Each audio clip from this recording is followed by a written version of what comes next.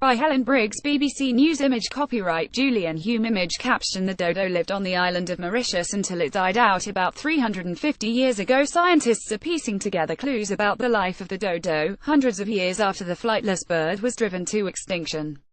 Few scientific facts are known about the hapless bird, which was last sighted in 1662.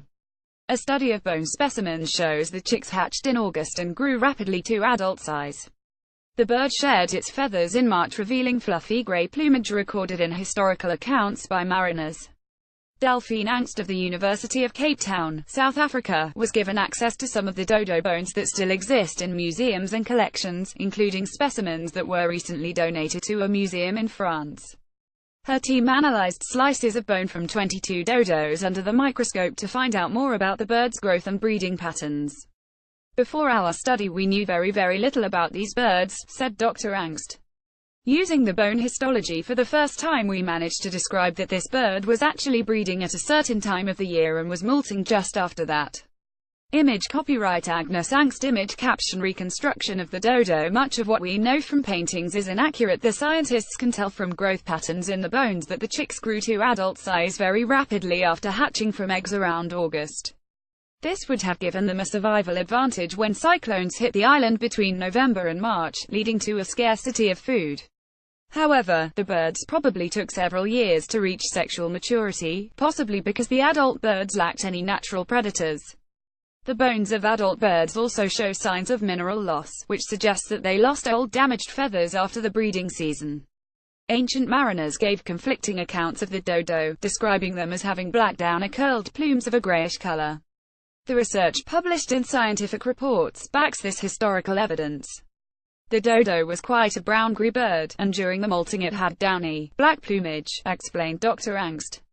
What we found using our scientific methods fit perfectly with what the sailors had written in the past. Egg theft. The research could also shed light on the dodo's extinction about 350 years ago, less than 100 years after humans arrived on the island. Hunting was a factor in the dodo's demise, but monkeys, deer, pigs and rats released on the island from ships probably sealed their fate. Dodos laid their eggs in nests on the ground, meaning they were vulnerable to attack by feral mammals. Image copyright Getty Images. Image caption: The island of Mauritius in the Indian Ocean. Angst said the dodo is considered a very big icon of animal-human-induced extinction, although the full facts are unknown. It's difficult to know what was the real impact of humans if we don't know the ecology of this bird and the ecology of the Mauritius island at this time, she explained.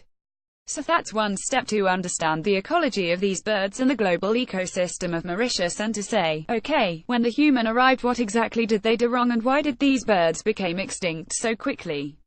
Julian Hume of the Natural History Museum, London, a co-researcher on the study, said there are still many mysteries surrounding the dodo.